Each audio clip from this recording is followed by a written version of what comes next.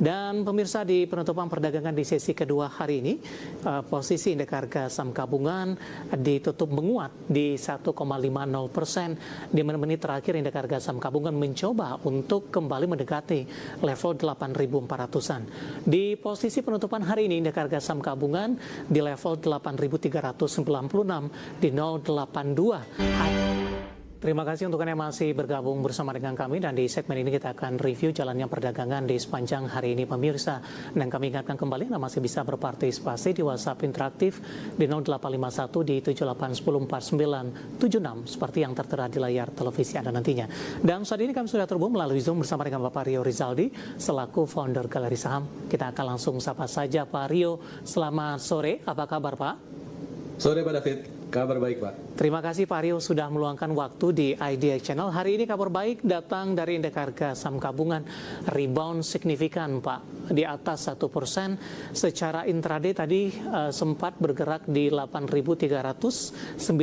Sebenarnya tinggal beberapa poin lagi untuk menembus di atas level 8.400-an untuk menentukan arah lanjutan penguatan untuk indeks harga saham gabungan di hari perdagangan selanjutnya. Analisis Anda seperti apa?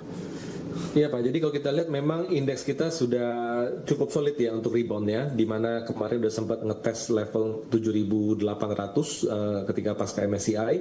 Pada dasarnya kita melihat sebenarnya resisten itu ada di level 8.500 Pak David. Jadi 8.400 harusnya mungkin dalam 1-2 hari ini bisa dicapai, tapi kalau kita lihat target rebound itu sebenarnya ada di level 8.500. Tapi yang menariknya di sini sebenarnya ada target yang lebih tinggi lagi, yaitu sebenarnya target itu area gap yang terbentuk ketika IHSG anjlok di tanggal 28 Januari kemarin. Itu kurang lebih kisarannya dari 8.585 itu sampai 8.875. Jadi pada dasarnya sebenarnya ruang kenaikan pada IHSG ini masih cukup lebar. Cuma memang perlu diperhatikan 8.400 hingga 8.500 pada dasarnya itu perlu dicermati sebagai level resisten terlebih dahulu. Jika IHSG bisa bertahan di level tersebut, itu pada dasarnya kita bisa optimis bahwa the next level itu adalah menuju gap yang terbentuk yang cukup lebar tersebut, Pak David. Baik, ketika secara teknikal belum mampu menembus level 8.400 Pak Rio, apakah konsolidasi indeks harga saham gabungan akan terus berlanjut, kemudian support mungkin yang bisa diperhatikan? Ya, jadi kita bisa lihat di sini resisten itu ada di 8.400 hingga 8.500, di mana level support itu ada di level 8.200 Pak David. Jadi kita bisa melihat range 8.200 hingga 8.500 adalah range konsolidasi IHSG, namun itu adalah konsolidasi yang cenderung sehat ke arah bullish dibandingkan ke arah bearish, Pak. Baik, dari sisi sentimen Pak, hari ini cukup banyak sentimen positif.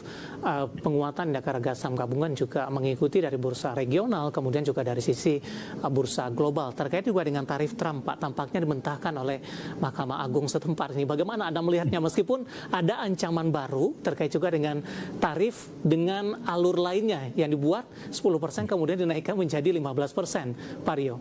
Ya, pada dasarnya kalau kita melihat dari IHSG hari ini, harusnya kan pasar secara umum kan bereaksi terhadap perubahan tarif dari Amerika Serikat. Pada dasarnya melihat kondisi apa yang terjadi sekarang ini, kita bisa melihat bahwa sebenarnya arahnya ke positif, walaupun dengan adanya potensi perubahan-perubahan yang baru, tapi pada dasarnya kita melihat bahwa tarif tidak menjadi menjadi sentimen negatif saat ini, tapi lebih ke sentimen yang kalau saya bisa bilang sebenarnya netral ke arah positif, sebenarnya seperti itu Pak, karena bolak-balik tarif naik turun dan segala macam kelihatannya market udah price in ke sana Pak.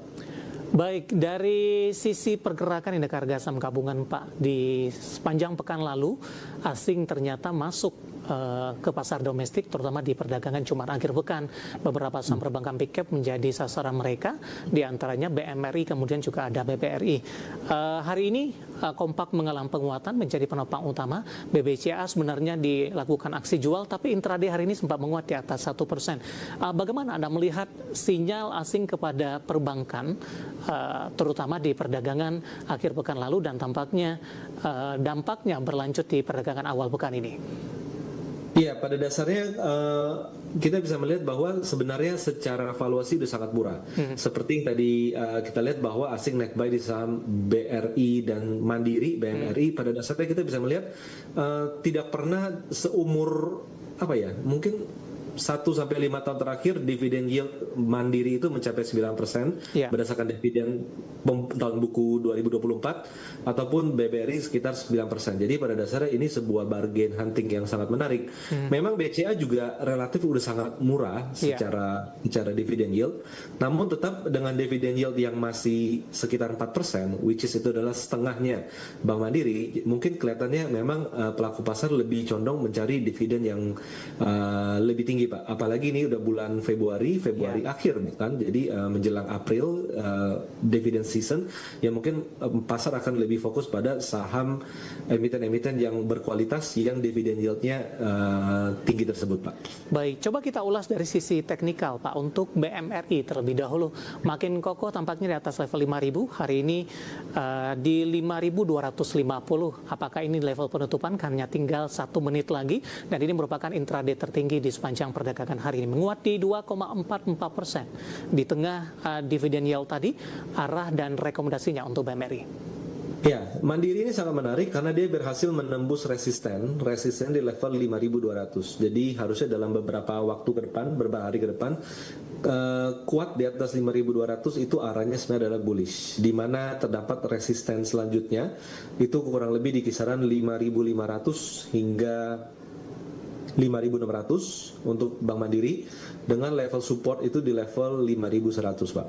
Baik, penutupan hari ini di 5.250, buy di level berapa, Pak? Kalau buy pada dasarnya pembelian sebisa mungkin tidak terlalu jauh dari level breakout resisten 5.200. Jadi buy on pullback 5.200 itu leveling ideal. Kalau tunggu terlalu rendah sepertinya kurang ada momentum untuk pelemahan ke sana, Pak. Baik, dari BMRI kita beralih ke BBRI, Pak. Hari ini ditutup menguat di 1,56% di 3.900. Analisisnya untuk BBRI. Ya, untuk BBRI memang secara pergerakan tidak sesolid BMRI. Jadi kita bisa melihat BBRI ini masih dalam range sideways. Sidewaysnya di kisaran batas bawah adalah 3.750, batas atas di kisaran 4.000. Jadi ini posisi tengah-tengah. Jadi kalau untuk BBRI ini saya lebih condong untuk melihat dia masih bergerak sideways dengan area beli itu kurang lebih di kisaran 3.800 itu masih reasonable untuk pembelian, Pak. 3.800 area beli. Oke, di luar saham-saham perbankan big cap, Pak, hari ini yang cukup mengejutkan juga adalah saham Bank Mega Tbk atau dengan kode saham MGA, Pak. Ini mencatatkan OTR reject atas di 24,77%, 4130 di tengah rencana dari perusahaan untuk membagikan bonus saham ini. Bagaimana Anda melihat laju dari Bank Mega atau MGA di sepanjang perdagangan hari ini? Iya, kalau kita lihat memang kenaikannya ini unpredictable ya, Pak ya.